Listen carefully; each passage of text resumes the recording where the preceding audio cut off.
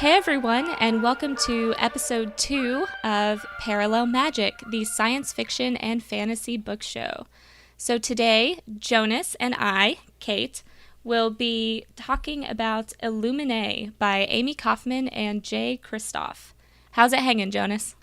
Today it is going a little backwards and forwards. I think that I'm a little behind the eight ball, I think is a good term for it, but I am catching right up.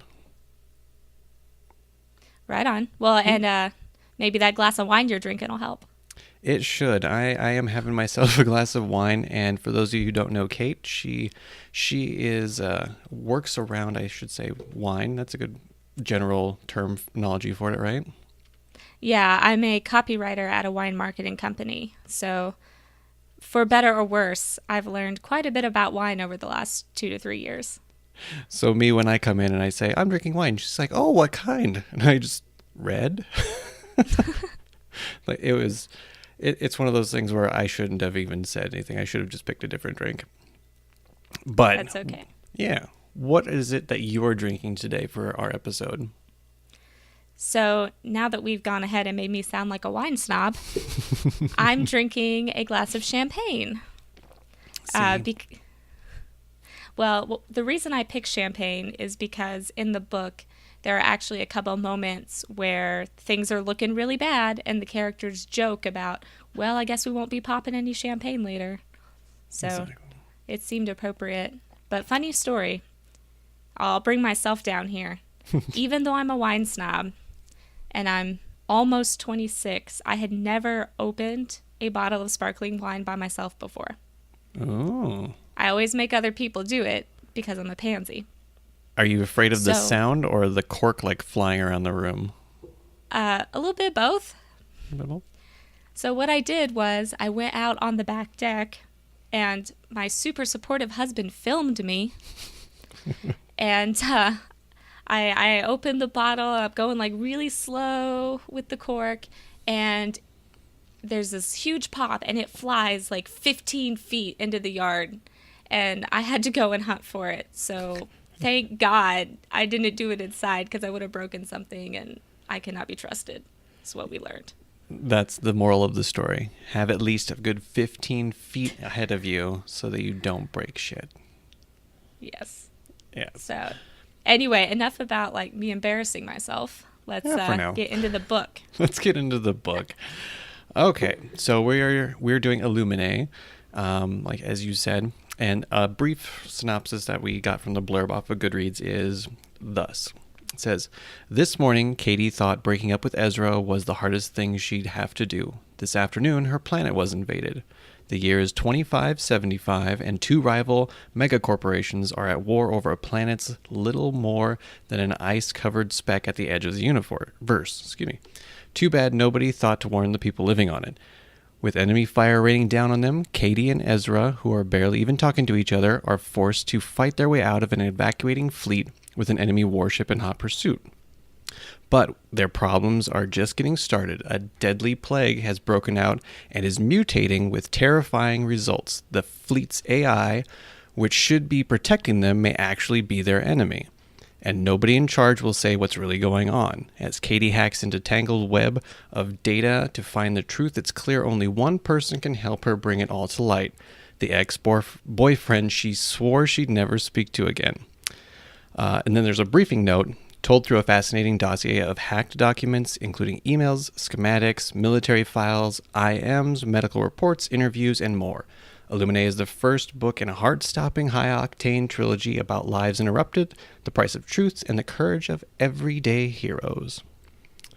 Whew! Only screwed up like twice. Yeah. Should have had more wine or less wine, I'm not sure. Always more. The answer is always more. Always more, that's a good point. But, yes, that is the synopsis briefly of this book. And if you don't understand what the briefing notes are, that's what we'll start getting into first, and then we'll give you a spoiler alert like we did last time. So you know if you haven't read it and you want to read it and you don't want to get anything in your way, you can always come back to us at that point. So, Kate, what did you think of the book overall? Well, I read a hard copy edition, or a hardback edition, and I'm normally not a person who's picky about formats. You know, I'll read ebook, paperback, whatever. But I'm actually really glad I had the hardback for this. I'll post some pictures online so you guys can see in the show notes on our website. But basically, the cover of the book has text from the interior of the novel, but some of it's blacked out, some of it's circled in red, and then the dust jacket is like this beautiful space explosion, but it's sheer, so the text like comes through in some parts from the actual cover. And then as far as the format itself, like the description says, it's written as a dossier. So you have interviews with people, you have transcripts of security camera recordings. So basically, there's no actual prose the way we think of with a novel. But so at first, that format, I'm not going to lie, it drove me a little crazy. When I was first getting into the book, I was like, okay, wait, who's talking? Who are they talking to? But like about, 20 pages in, I started getting in the groove of it, and it's really inventive. It's really fun. The format is definitely, I think, why this book is getting so much praise and is being hailed as so inventive, because it's really cool, and I've never read anything like this before. I should have brought up how we both have come to read this. I've actually, quote, quote, read this before. I listened to the audiobook the first time, but I also got the hardcover just because it was, as Kate said, it's spectacularly dynamic, I think, the way that you can see it with that, what do you want to call it? The paper that you used to write on in high school and stuff, where it'd be on the overhead projector, that little laminate feel to it. Oh, yeah. Mm-hmm. So, I mean, you have the redacted things kind of popping through, and just this overall, it looks like a fun book. When you first look at it, it's like, oh, this looks fun. That's all I could think of. So, how was it listening to the audiobook, though? Because so many of the pages or illustrations are similar. They actually, I mean, going back through it this second time, I went and I listened to parts of it, and then I read it through the hardback that I did. So, I mean, whenever there's that briefing note part, I will say that is the only part in the audiobook that drove me nuts, because it had one of those, when they try to mask somebody's voice on like a Dateline type show. Oh, yeah. And it's kind of staticky and husky and stupid. That is the voice that comes through every time it says, or every time you see a briefing note in the upper right-hand corner.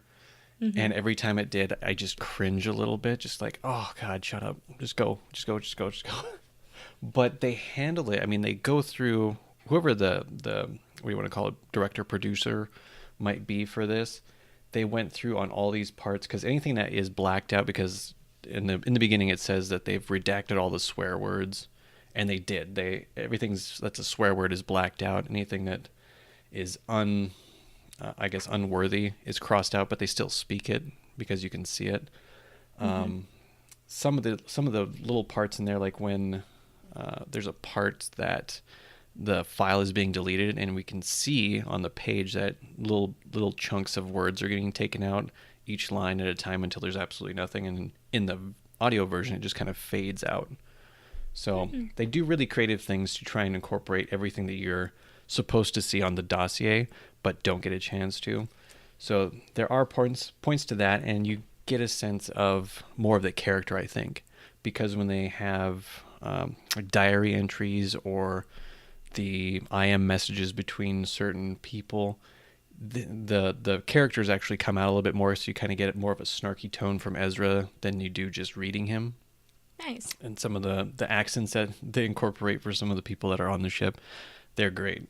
So, I mean, overall, I think if you want to go through it and soak it in, get the hardcover. If you want to if you just want a production and something fun, go get the audiobook. But if you want to get them both, I mean, I completely would get both of them on this if I could. If it's in reason, if it's not, $50 for both of them, that kind of thing. I think I got both for, I want to say, under 20. So nice. Yeah. So that's why I got both, but I love the whole thing as far as how creative they were with bringing up information as a book, right? Essentially, because that's all it is. It's nobody's opinion except when it comes down to their like personal journal entries that they pull and that kind of stuff. Mm-hmm. That's the only. I think that's the only real time you ever get a sense of prose when they're the characters are describing something that has just taken place. So yeah, when they're writing emails or journal entries. Yeah, that's what took the longest in the audiobook though. Was every time it went through a email, it would say who it's from, who it's to, the date, the subject, and some of these chapters, I guess you could call them, are very brief. So I mean, it would go through everybody's name and everything, and then it'd be like a one-word email, and then it's done. I go, Jesus, come on. That's a little anticlimactic when you're listening to it, I bet. Yeah, when you're listening to it, you're kind of like, oh, Jesus, come on. So I think you can get really, because it's like a 600-page book, essentially. But, I mean, you could fly through it like it was a 250-page book, I think, because of all the things you can just kind of start overlooking and understanding. So, yeah. Yeah, I agree. It was a really fast read. Yeah. And before we get into the spoilers, I do want to talk a little bit about the plot and the story, just so people who haven't read it yet get a sense of that. Yeah, I guess we kind of overlooked that part, other than the intro. Well, it's because... No, and that perfectly plays into my first point, is that the formatting and the style of the book, I think, outshines the story. And I don't mean to say that like it's a bad story by any means. It's super engaging. You know, it kept me riveted the whole time. But I think it's definitely second fiddle to the formatting. Yeah. So basically, like the description said, you've got these two teenagers who just broke up, and then they're forced to cooperate again to survive. And what I liked is on the spaceship fleet where they end up after their planet is destroyed, there's like 3 different ships and they all have different purposes. So even though the characters are working together, they have their own plots going on and their own things. So like Ezra ends up being recruited as a pilot, which happens pretty soon on, so that's not really a spoiler. And then Katie, as the description says, gets into kind of like the tech stuff, which is really interesting. Yeah. I mean, I'm totally behind you on what the formatting does for this book. Because if they had to describe it out, it would be it would still be a good story, I think. But you would lose a lot of this quality of what makes it really fun. And it is. I mean, it's really fun as far as the story goes. And one of the things I actually loved about the story itself was when I looked under the, like you can look at the reviews on Goodreads, and one of the co-writers, Jay Kristoff, he posts little GIFs. Oh yeah, I saw that. Yeah, and ever since I saw that, I'm like, that is a brilliant idea, and I've actually incorporated that with my own, just because I thought it was so much fun, and you get still a great sense of what that book is about just by looking at it without even having to read anything. You go, oh, yeah. So yeah, from the get-go, it's a fun ride, and especially how creatively they let you in on what's happening without spoiling everything. So it's not like an information dump. It's like little tiny bits making it into a story. Well, and I think it's very suspenseful because it combines 3 rather suspenseful genres when you think about it. So you've got like this love story, which normally I really don't like YA love stories unless the novel is a romance. But I think for the most part, this one really works. I think it's really interesting that they start out being broken up, and then they have to like learn to work together again and navigate those feelings they have. And I like too that they didn't just break up. I won't spoil anything here, but they don't break up over just some petty, stupid reason. Like there's actually a good backstory, and it's kind of complex. So you've got the romance aspect, and then you've got literal space battles in spaceships. So it's, are they going to survive? What happens, if the ship is destroyed? All of that. But then with this plague aspect, there's like a little bit of zombie apocalypse in there because people are starting to get sick, and they, you don't know what's going to happen with that. And it's very like suspenseful in its own right. Yeah, it keeps you going. I mean, you never know what angle they're going to play off of at what point, because they could just break into, because they do kind of jump around time-wise a little bit, just so they can bring in some of that dramatic essence, I think. And they did it great. I mean, there are points where I'm like, okay, wait, so if we're talking about this and this hasn't happened yet, okay. And then, I mean, boom, you're right into it. So I did enjoy, I mean, the writing of it, the formatting of it, that definitely lends to the story of it. And I haven't gotten into the second one yet. And I know that the third one, I think, is coming out soon, or is starting to come out. I can't remember which now. I'll find out before we're done. So do we want to... Oh, no, go ahead. Yeah, I just want to say one more thing, because this ties kind of into Scythe, which we reviewed in episode 1. There's also, just like in Scythe, they had the Thunderhead, which was their artificial intelligence. The spaceship has an artificial intelligence called Aiden. And what was really interesting is in Scythe, the Thunderhead was entirely benevolent. And it wasn't really in tap, like, with its humanity, and it didn't really have, like, a humanity. But the thing about Aiden that's really interesting is it's not black or white, good or evil. Like, there are things that it does that are definitely good, and then there are things that it does that are, on the surface, they're unethical or they're evil, you know, much like Skynet. But it always justifies its motives as if it's being benevolent. And in the sections where it's speaking, if you will, there are times where it starts to think like a human and an error message pops up. And I think that's very interesting, like the theme of an AI, you know, grappling with, am I human? Am I conscious? Like, what am I? Yeah, that's a great point. And I think when we get into the spoiler section of it, there's definitely some stuff I'd like to talk to on that. Did you have any more that you wanted to speak, though, in general of the book, besides, you know, cover and basic plot? And I don't think so. I think I'm ready to give my wrap up and my shot rating and go into the spoilers. Okay, so ladies first here. On your first read through of Illuminae, what would you give shot wise 1 to 10? I think I'm gonna go with 9 shots. I'm really worried that I'm gonna end up giving everything 9 shots, because like I really want to withhold that 10 for a book that is just flawless. Right. Yeah. And I think the reason I hold back the final shot is, again, that while the formatting's fantastic, I think when you peel that away, if you wrote this story just in regular prose, it wouldn't be, you know, it would still be a great story, but it wouldn't be nearly as revolutionary and mind-blowing as it is in this form.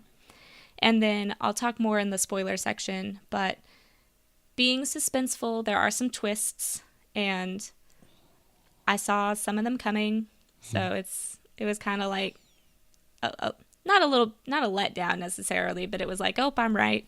So there you go. But yeah, still beautiful book in format and prose.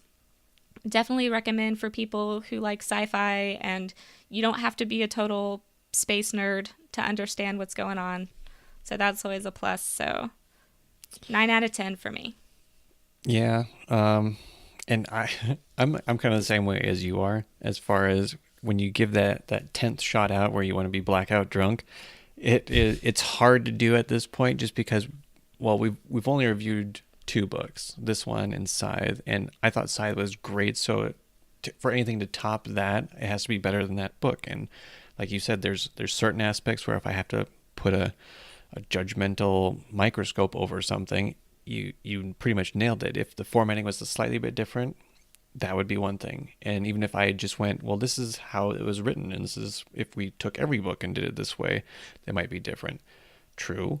But in terms of, like what you said, there's parts in it that you kind of telegraph coming, so you kind of see coming. And then there's parts that are just kind of, I want to say, static, because like I was saying, there's email things going back and forth. There's really not a whole lot to it, and it's just kind of filler. So there's parts to that, and I think for me to give a 10 out of 10, there has to be an actual story that's making me imagine a little bit more for it. So I'm in the same boat as you. I'd give it a 9, and I'm looking forward to not copying you and giving the next one a 9, even though I know what we're reviewing next and it's going to be hard. So that's where I'm at right now. So yes, 9 shots out of 10 for the Illuminae. Fair enough. All right, everyone. So this is your official spoiler alert. So at this point, we're going to be talking about things that could ruin aspects of the book, ruin the ending. So if you haven't read it and you don't want it ruined, click out now and come back after you've read the book. And now that all the rest of you are safely snuggled in, we will get into the things that we loved or possibly didn't about the book. So for me, I love how they incorporate all three of those genres that you're talking about. With the zombie aspect, I mean, even though it's not like, zombie, it's more like 28 days later, rabies zombies. Is that a good way of putting it? Fast, scary zombies. And they're all paranoid. One of my favorite parts is when they're describing the doctor who's making notes about the other doctor that he's working with, and all of a sudden you just kind of see the way his email is changing slightly, and he's getting a little bit more pissed that somebody's looking over his shoulder, and that she's doing this and she's working against him now, and now he's getting more and more angry, like, oh shit, he's infected. Yeah, that was a really great way to show the evolution of the disease. That was really cool. And when they blew up the Copernicus, that was the only thing I wasn't really, yeah, okay, that was, if we count that as a twist, which in hindsight it was, that shocked me. The fact that Aiden chose to blow up the ship to contain the infection was crazy. That part just went, holy what? I actually had to back up and look it over again, or read it again, or listen to it again, just because I'm like, did they really just blow up one of their ships? And who did that? Because they were trying to get a confirmation, like, am I supposed to do this? I need to talk to the general to make sure that this is the correct order. And then when nothing came, I think Aiden just sent the missiles over because they were wanting the fleet that was out there to blow it up. And Aiden, they sent out the pilots, including Ezra, out there to blow up the ship. And then when they wouldn't do it, Aiden just took it upon himself to do it. And see, I think that's so interesting because on one hand, I kind of agree with Aiden. It's like, yeah, the ship's infected, and if those people get over onto the other two ships, you all could die. But at the same time, you don't just kill thousands of innocent people, who may or may not be sick, or maybe an antidote will get made. It's you killed all your damn scientists. Yeah, well, how are we gonna do? Right? Yeah, there's definitely, well, and there's that part where the shuttle is now inside the Alexander, right? And one of the teams goes in there to, I don't know what the hell they went in there for now. They're going in there because of some sort of disturbance or to find out if there were actually people inside, I think. Yeah, because the infected had started killing each other and hiding and things, so they didn't know if there were any uninfected people in there or what was going on. And I think that was the only part that left my brain going, all right, how big is this escape pod transport? How big are these ships? And I don't think I ever got or went through and saw exactly how big they were. Did they have diagrams or anything like that in the book? I couldn't remember. They had diagrams of all the ships. I can't remember if they included the sizes or not. And I mean, even so, it's hard to think about it because they didn't show the ships next to each other. They showed individual diagrams. Yeah. So you don't even get kind of a size comparison. But yeah, obviously they were pretty damn big. Pretty damn big. And with Aiden, it was hard to know which side of everything I was on because, I mean, at one point, people have a scientific mind and a way of pragmatically looking at things, have to do that when it comes down to, thousands of people and hierarchies and the good of humanity, I guess is the best way of putting it.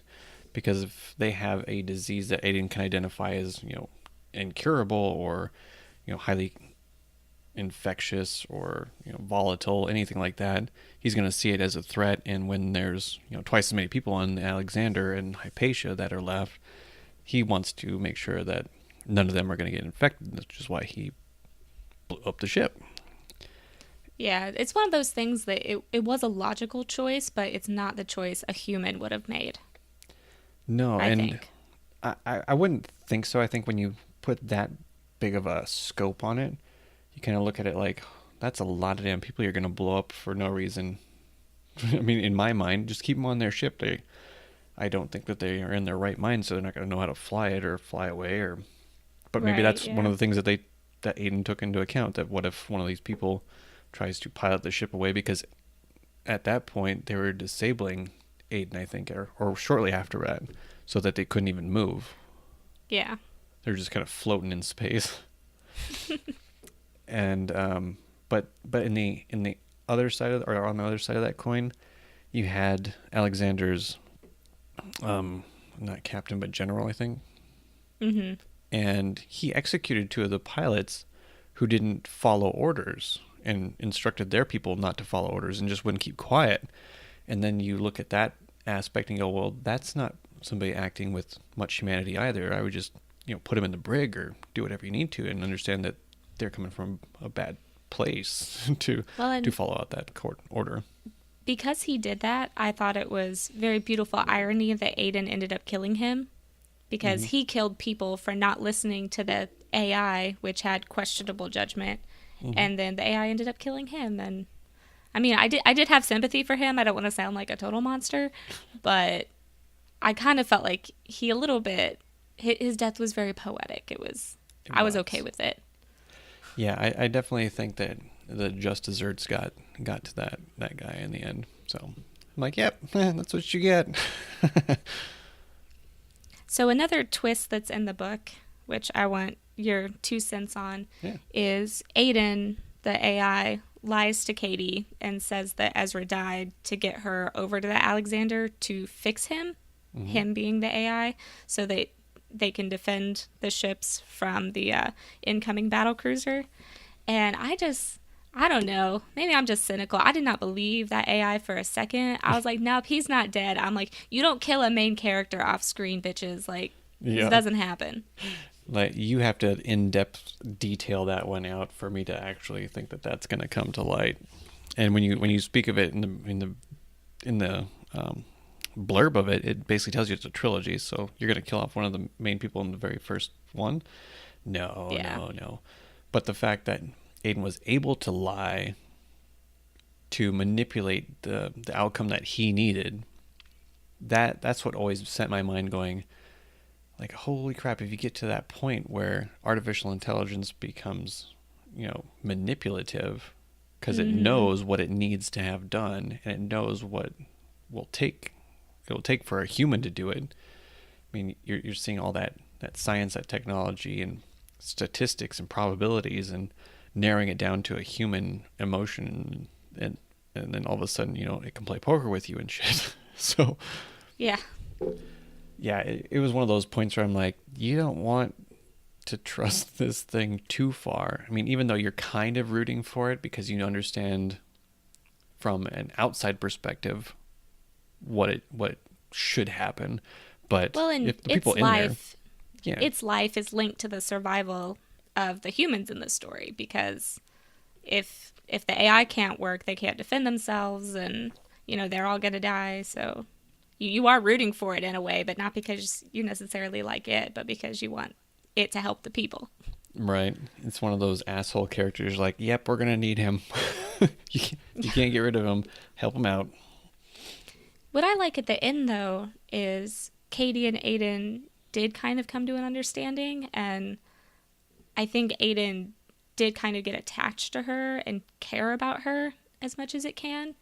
And so what I really like about a potential for the sequel is that when Katie reveals herself to be the writer of the Illuminae files at the end, it sounded like Aiden is with her and is going to be helping her and Ezra out in their future to take on this corrupt Baytech corporation.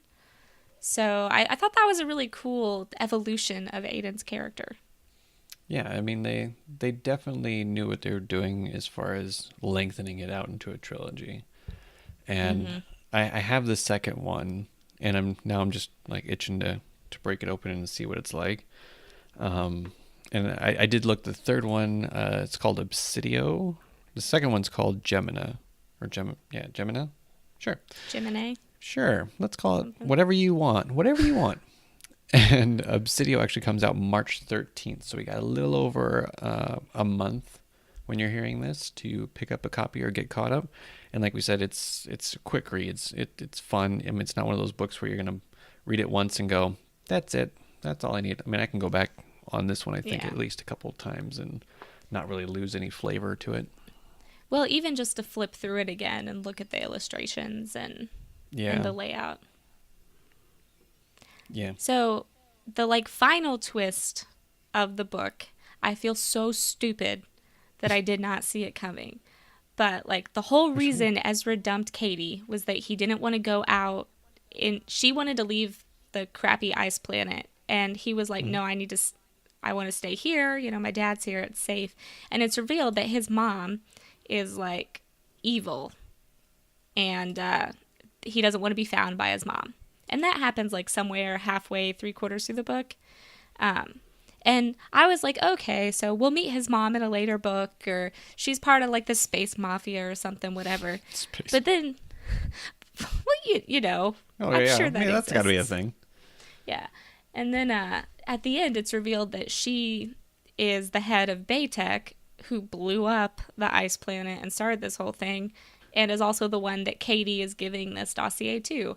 And when that was revealed, I was just like, God damn it, Kate, how did you not see that coming? Like, but for some reason I did it, and it was so cool. I was like, oh, okay, so this is great. She's the villain, and we're going to see more of her later on. Yeah, there were. I mean, I didn't see that part coming either. And when it did, I just kind of looked back at myself, going, what? No, how did I not pick up on that? Had to be a possibility.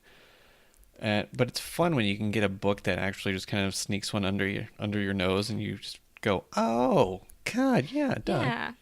Well, and if nothing else, you know, I feel like we should have seen coming that the identity of the Baytech director who was getting this dossier would be important. Mm-hmm. But then when it's revealed that they blew up the planet, I was like, okay, well, he's just...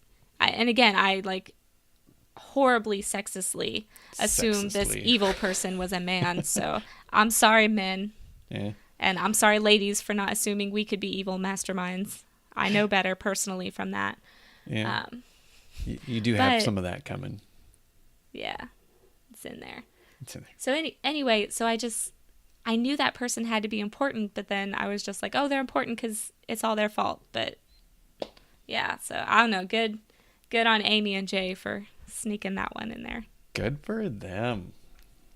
One of the other things, I don't know if you knew about this, but there's a section there that says casualty list. Yes. There's like 300 names, and it's followed by all these little like Facebook like tiny pictures and whatnot. Mm-hmm. And in the audiobook, it doesn't go through all of them, obviously, but it just kind of highlights some of the names in there and then moves on, and kind of has a little cool effect where two people are speaking at once and one fades in, one fades out.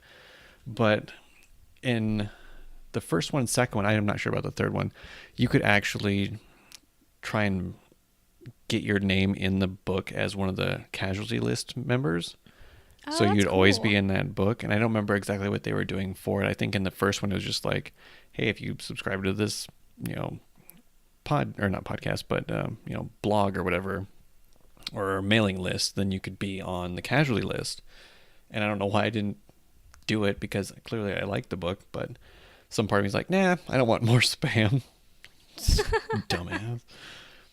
But, and I don't know much about Amie, in terms of who she is, but I follow Jay on a lot of social media, and he's pretty hilarious. He's from Australia, or somewhere down under. Yeah, it read in the author bio on the back cover. It said that they're Australian, and that really made a lot of sense once I learned that, because like in the book, the guys call each other chum, and just some of their phrasing is a little more Commonwealth English, shall we say, than American English. So I thought it was just like a kinda, space thing. So, well, see, and that's the thing too. Like, I thought, okay, maybe this is space dialect. Maybe this is, but it kind of sounds like my in-laws talking. So, once I learned they were Australian, I was like, okay, correlation. I get it. Yeah. Well, yeah, I thought it was a great book. I'm looking forward to the second one, and I can't imagine that I won't pick up the third one if I didn't already pick up the first two. It just seems like a fun book. But yeah, did you have any other little tiny tidbits of fun and excitement throughout the book that you wanted to bring up? I don't think so. I think I've said my piece. I really enjoyed it, and I too will be picking up the second and third books for sure. Cool. Well, that's it for Illuminae. Next time that we are together, we will be going over, now tell me if I'm wrong, I thought I saw it correctly. We're going over Wrinkle in Time? Yes. Yes. I was wrong last time because I was overlooking something, but yes, next time we're going into Madeleine L'Engle's A Wrinkle in Time, the first one, not the entire series. So that'll be on the docket. I think I've read it like twice already in my life, and now I just need to refresh myself. Well, apparently I'm like the only American girl who did not read that book, because all my friends are super excited for the movie, and I'm like, oh yeah, it looks interesting, but I've never read the book, and apparently people's jaws that's just like, drop like, what? Yeah, that's a huge offense, so I'm very excited to be rectifying that offense. It'll be good for you. I think Yes. we'll grow from this experience. Good. Good. Oh, and we have our website is now up and running. You want to speak a little bit about that before we go? Yeah, so our website is www.parallelmagic.wordpress.com. And if you go on the site, you can learn a bit about the show, learn a bit more about me and Jonas and what we do when we're not drinking and talking about books. And there's also links. Very rare. Yes. There's also links on there to our Facebook page, which is just Parallel Magic Podcast. And then there's also a link to our Goodreads group. So if you are a reader on Goodreads and you want to follow along and read with us and talk about the books with us outside of the show, that's a great place to do it. Absolutely. And I think there's a email address on our website where if you have questions, comments, suggestions on books we can put into the upcoming episodes, we're more than happy to see stuff come across. So Absolutely. Well, I think that does it for today. If you're a reader out there, I hope that you go and review as soon as you're done reading the book that you're on. And beyond that, I just have a glass to you. Cheers to the next episode. Cheers.